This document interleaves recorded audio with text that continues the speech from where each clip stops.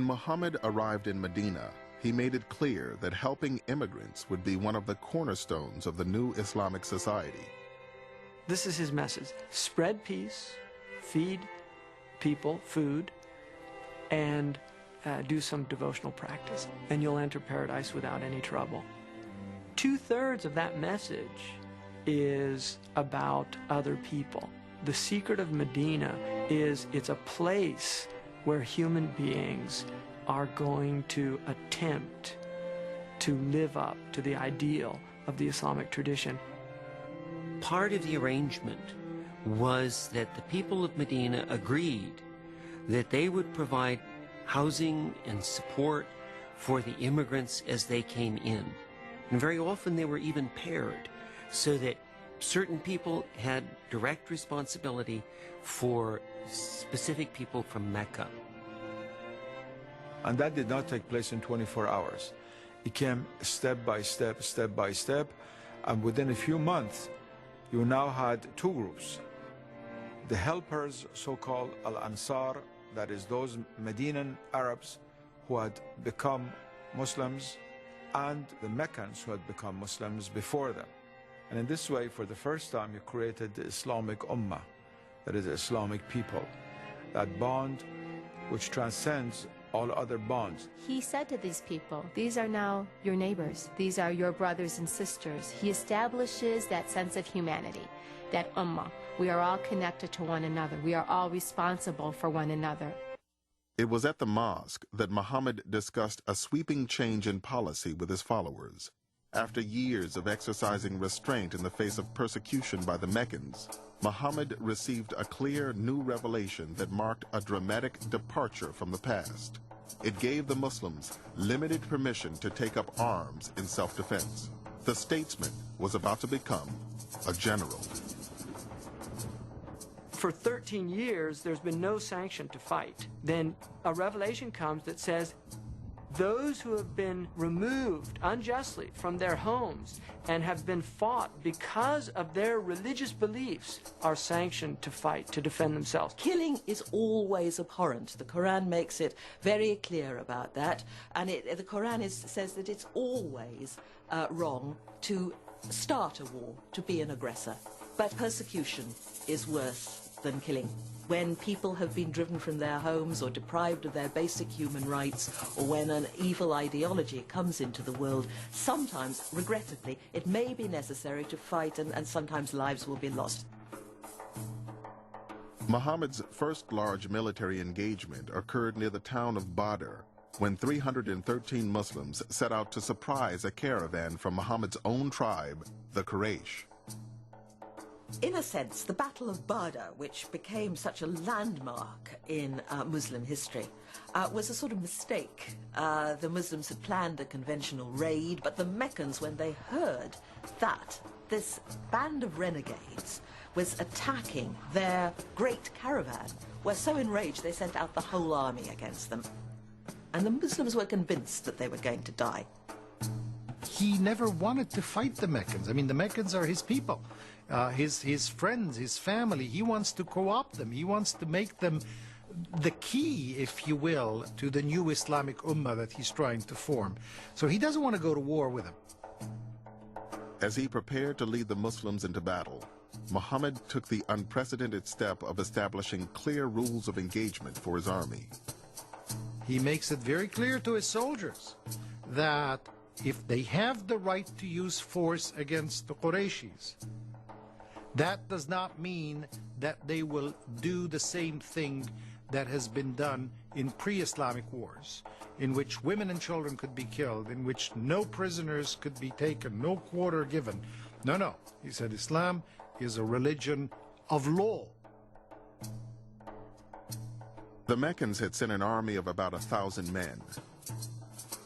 As the army approached, Muhammad prepared to make a stand near a well. One of his soldiers suddenly questioned his strategy. "Has God revealed it to you," he asked, "or is it your own opinion?" When Muhammad answered that he was speaking as a man, not a prophet, the soldier suggested that they stop at a larger well closer to the enemy so they could deprive them of water. Muhammad agreed at once. The change in strategy proved decisive, and the Muslims recorded a resounding triumph.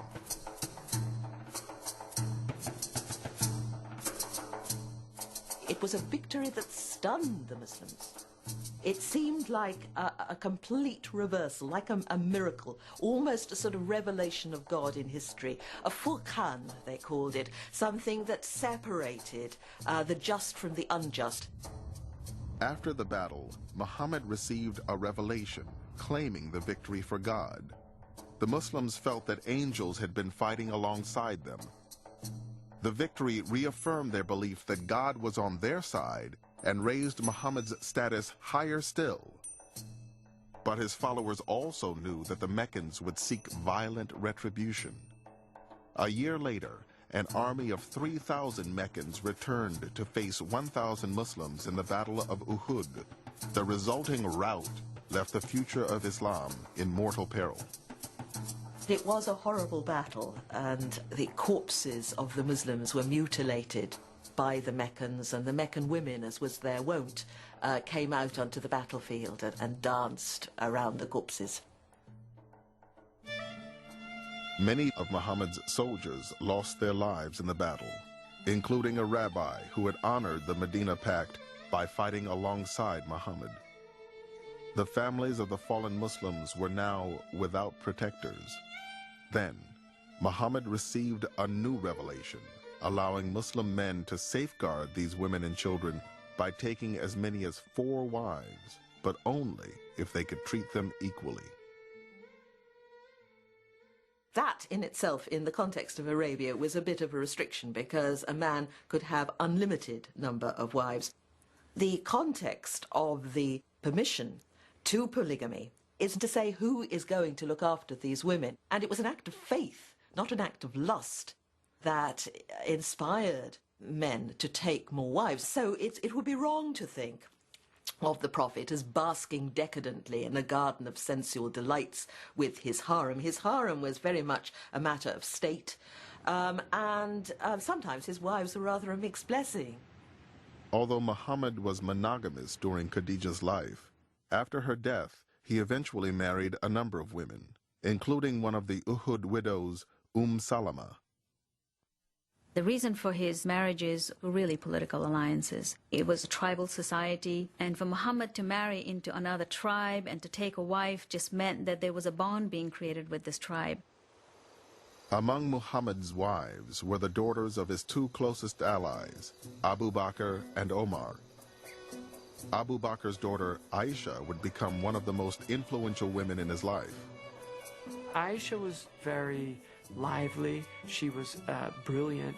She was somebody that questioned the Prophet. She was not somebody in any way that took everything. She questioned him. She said, "What does that mean?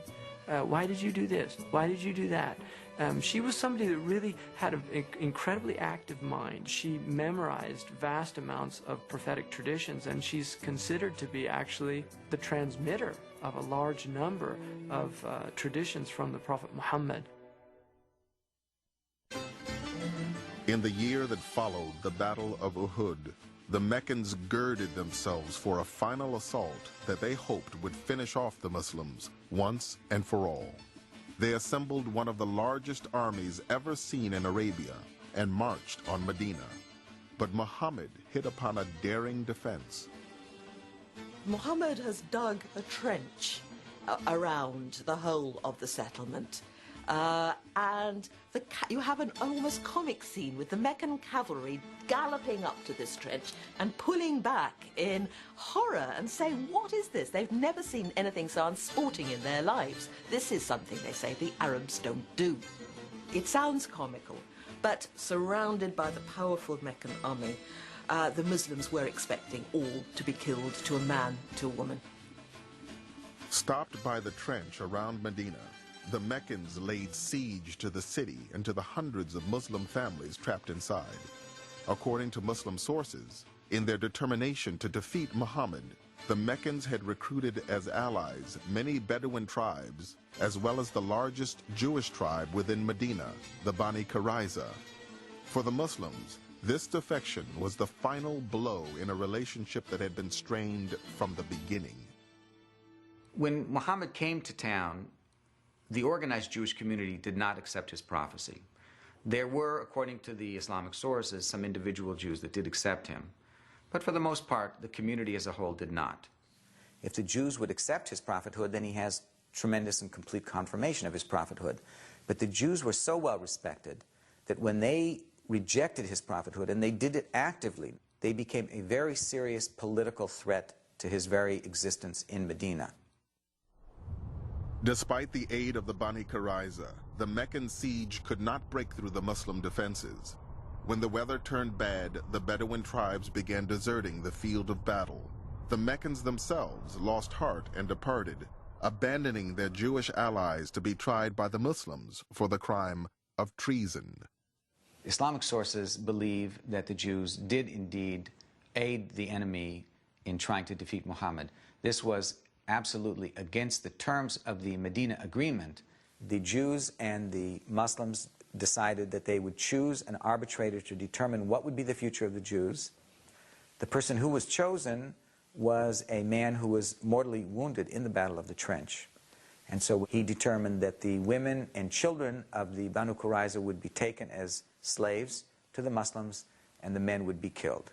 The Prophet agreed with this judgment. When he judged, he said that you have judged according to God and his messenger. And then approximately 700 men were killed. They were executed. So this definitely occurred. All that can be said is that this cannot be seen as anti-Semitism per se. Muhammad had nothing against the Jewish people per se or the Jewish religion. The Quran continues to tell Muslims to honor the people of the book and to honor their religion as authentic. And the Jewish tribes who had not rebelled, who had not given help to the Meccans, continued to live in Medina completely unmolested. Muhammad was not trying to exterminate Jews. He was trying to get rid of very dangerous internal enemies.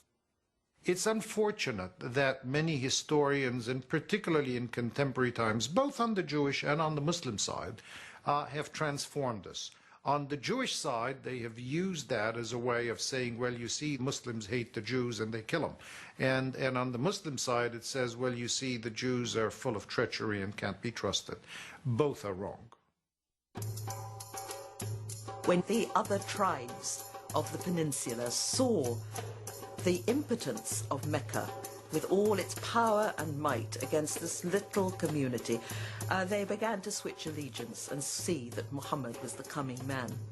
Now, once that happened, once the tide had been turned after the Battle of the Trench, and the Muslims were no longer subject to the fear of extermination, Muhammad stopped the fighting. Jihad does not mean holy war, primarily. The word means effort, striving, and it's always a hard struggle to put the word of God into practice. When the Quran talks about struggling, or they're not talking always about fighting a holy war, they're talking about this immense struggle to implement a divine imperative in the flawed and tragic conditions of daily life. Fighting might sometimes have to be done as part of the jihad, but it is by no means the major imperative. By the year 628, the battles that had occupied the Muslims for the preceding 4 years had come to an end. Once the Muslims were no longer fearing the threat of total extermination, Muhammad knew that the time for fighting had stopped, and it was now time to make an extraordinary initiative, a peaceful, non-violent initiative. He astonished the whole Muslim community and the whole community of Yathrib by announcing that he was going to go on the Hajj pilgrimage. Dangerous as it was, and enormously risky as it was, about 1,000 Muslims volunteered to go with Muhammad. All the rites were fulfilled to the letter. The camels all decked in their special sacrificial garments, the men all in their white garb. the Muslims set out on the perilous trip to Mecca, crossing the vast desert without any arms to defend themselves. When they reached Hudaybiyah, just outside the sacred area around Mecca where violence was forbidden, Muhammad surprised his followers by ordering them not to enter, but to sit and wait. He then sent an emissary to Mecca seeking permission to complete the pilgrimage. Muhammad knew, of course, that he was putting the people of Mecca into a really impossible position, because if they forbade Arabs to enter the city and perform the rites at the Kaaba, they would be abusing their position as guardians of the holy places. The Meccans themselves did not know what to do. When the emissary did not return quickly, the Muslims feared the worst. But Muhammad's gambit paid off. The Meccans offered to negotiate a treaty. With tensions running high, Muhammad began dictating its first line by stating his own name. Ali was taking down the notes with the Meccan negotiator at his side, and when Muhammad began saying, "The Prophet of God," the Meccan said, "I don't believe you're the Prophet of God. I can't sign to that." So he said, "Fine, Muhammad, son of Abdullah." And many of the Muslims felt that this was a major insult. The Muslims sitting round at Hudaybiyah watched this in utter dismay. There was almost a mutiny. 1,000 pilgrims stood refusing to accept this. Muhammad went back into his tent where he had his wife, Salama, and he said to her, "What shall I do?" And she gave him some excellent advice. Part of the ritual of the Hajj was that you sacrifice a camel. And he went out and he sacrificed one of the camels, and somehow some kind of necessary tension was released. The ritual sacrifice of an animal traditionally marked the end of the pilgrimage. Grudgingly, the Muslims considered the pilgrimage complete and headed back to Medina. Muhammad had compromised on every major point in the treaty, but he had won the most significant concession. In return for postponing their entry into Mecca for a year, the Muslims had secured 10 years of peace and official recognition as a political entity. Muhammad had proved himself as capable a diplomat as he was a religious leader. There was wisdom in the treaty, because one of the things that was promised to the Muslims was protection as they moved throughout Arabia, that they would not be harmed, that they could move freely. And what was gained most greatly from that was the dawah, the teaching of al-Islam. On the way back to Medina, Muhammad told his companion Omar, "I have received a revelation which is dearer to me than anything else beneath the sun." It said, "Surely we have given you a clear victory." Then more and more and more people came to Islam. More and more people turned to Muhammad. It sent out a huge signal of strength, strength of purpose, utter courage, utter panache, and utter wisdom. That, of course, you could go on to fight. Of course, he could have gone on being the prophet with the sword. But there are times when to make peace is more daring, more creative, and more enduring. 1 year after signing the Hudaybiyah Treaty, Muhammad led his followers on a new pilgrimage to Mecca. After years of rejection, persecution, and humiliation, this was truly a moment of triumph. The first pilgrimage of the Muslims after Hudaybiyah must have been an extraordinary event for everybody, because the Meccans couldn't bear it.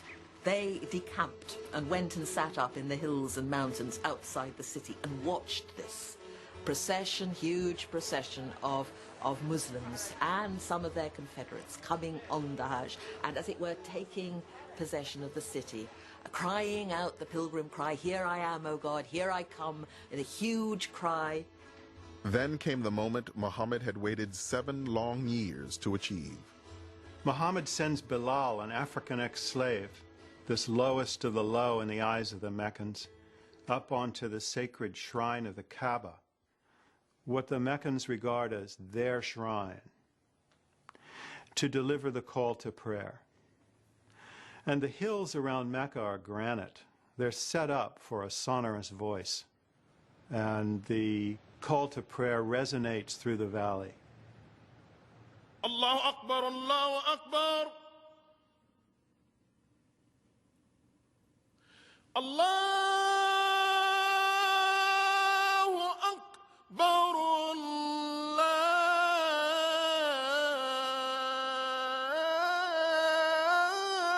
Akbar.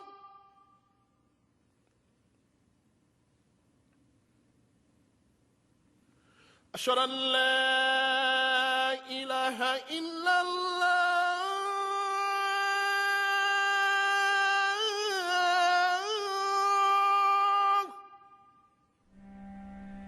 أشهد أن لا إله إلا الله. Bilal was proclaiming for all to hear, there is one God, and Muhammad is his prophet. It must have been an appalling moment for the Meccans, but an extraordinary moment of exhilaration for the Muslims, performing all the rites punctiliously and then taking no advantage of this, going back peacefully home. But the peace between the Muslims and the people of Mecca would not last. By the end of the year, the Meccans had broken the Treaty of Hudaybiyah by attacking a clan allied with Muhammad. In response, 10 days into the holy month of Ramadan, Muhammad and a Muslim army of 10,000 men set out to take Mecca by force. The Prophet felt he was strong enough to be able to conquer Mecca. But as the army approached the city, more and more leaders of the Quraysh realized that they were not going to win, and so many decided to join Islam. The Prophet entered the city without resistance. When he came into Mecca, he came in with his head bowed down. He did not come in as an arrogant, conquering warrior. He comes in humbled by a victory that he sees is from God. After circling the Kaaba 7 times, Muhammad destroyed each of the 360 idols that surrounded it. He then turned to the vanquished Meccans who had sought refuge inside the shrine, his own brethren who had oppressed and attacked the Muslims for so many years. He says, if you were in my position right now, what do you think you would do? And the Meccans are afraid they're about to die. And then he says, you are all pardoned. He grants them all amnesty. And this was unheard of in this culture, unheard of in this society, and very unexpected among the Meccans.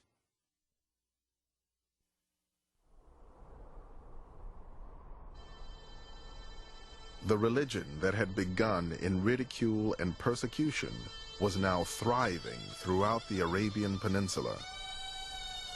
But shortly after returning to Medina, Muhammad received a premonition of his death. He told his daughter, Fatima, that every year during Ramadan, the angel Gabriel recited the Quran to him and asked him to repeat it. This year, Gabriel had asked Muhammad to recite the Quran twice. I cannot but think, Muhammad said, that my time has come. In February 632, Muhammad made what would be his final pilgrimage to the city of his birth. On his first pilgrimage, he had led a few hundred Muslims back to Mecca. This time, tens of thousands of believers followed in his footsteps. He arrives in Mecca as the leader of the Muslim people now, not as the enemy of the Meccans. And they begin to perform the rites of the pilgrimage. And during this period, Muhammad defines the rites of pilgrimage as they're performed today. Michael Wolff has written extensively about the Hajj, the traditional pilgrimage which every Muslim is expected to perform at least once. 2 to 3 million Muslims from around the world travel to Mecca every year for this 5-day ritual, which takes them in the footsteps of Abraham, the ancient patriarch from whom Muslims, Jews, and Christians all trace their lineage. In 1990, Wolff, a convert to Islam, took part in his first Hajj.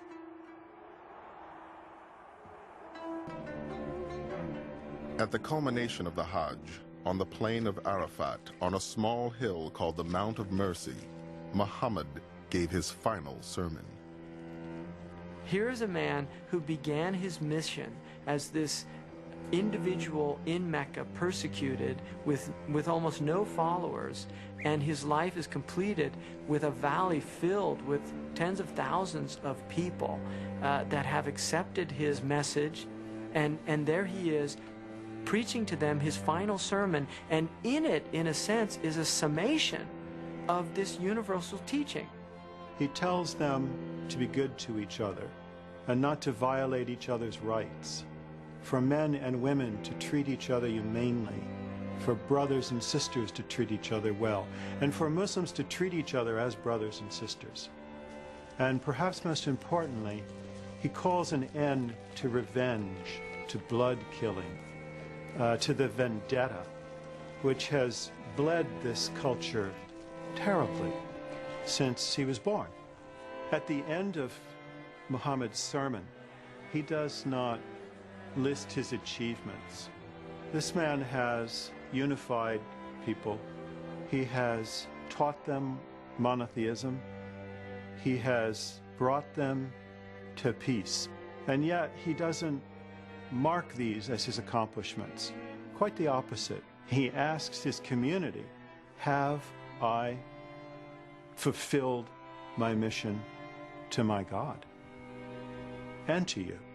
You can hear in his words the desire for a completed mission. This is a man of faith who is unsure of his effects. This is a very human moment in which he needs to know and he asks. And the people affirm that yes, 3 times they say, yes, you have fulfilled your mission. This was not a leader who was looking for his legacy in time. It wasn't for any purpose other than to make sure that when he was going to face his maker, he was going to be accountable. And he would be in a position of saying, Allah, I did the best I could, and I hope I was successful in doing it. And that's all we can do as human beings. Muhammad had been feeling ill. He'd had some fever. It was clear that he was in real difficulty in terms of his health. And the household seemed to be convinced that Muhammad was dying. And while he was on his deathbed, and there were many who surrounded him, especially his close companions and his family, he called for silence around him. And he wanted it to be a time of quiet and of peace and of calm. Embraced by the community he had founded in Medina and cared for by his wives and companions, Muhammad died peacefully on June 8th in the year 632. The news of his death shocked his followers, especially Omar, who believed Muhammad would outlive them all. People began to hear, Prophet is dead. Omar went to the center square and started to say, there are hypocrites and liars who are saying that the Prophet is dead. In the midst of this chaos, Abu Bakr reminded the Muslims of a verse from the Quran that had first been revealed after the Battle of Uhud, when they feared that Muhammad had been killed. Abu Bakr comes into this scene of pandemonium, and he immediately stands up and says, whoever worshiped Muhammad, then know that Muhammad is dead. But whoever worshipped God, know that God lives on and never dies. And so suddenly these people are brought to their senses that indeed that Muhammad is a man, and men are mortal. And this is his legacy. He did everything within his power to prevent himself from being worshipped, because he recognized that that was a danger inherent in religious tradition, that the object of worship becomes the messenger and not the one sending the message.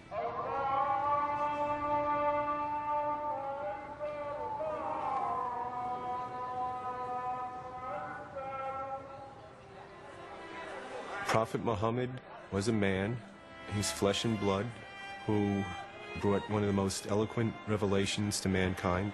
He's set an example to mankind through his behavior, through his actions, a living example. This is a legacy that he's left for Muslims. Muhammad's legacy is obviously the seed that he planted.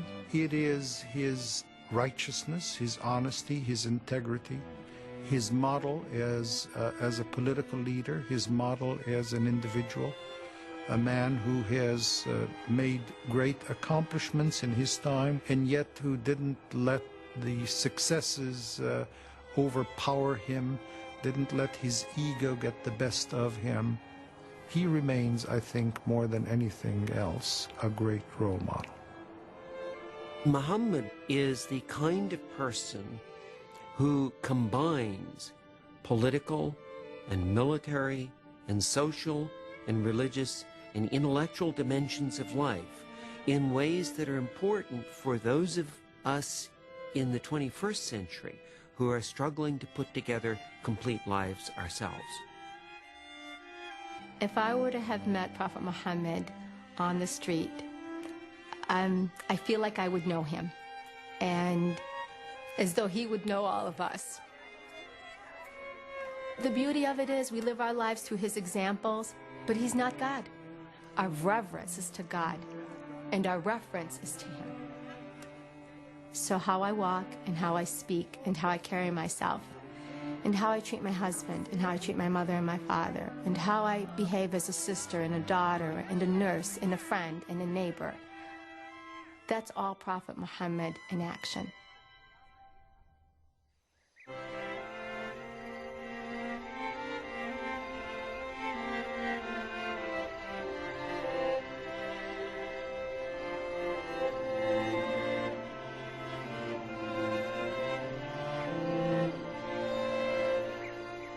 There's more about Muhammad and his legacy on PBS Online. Experience a virtual pilgrimage to Mecca, read essays by people from the program, and much more. Visit PBS Online at pbs.org.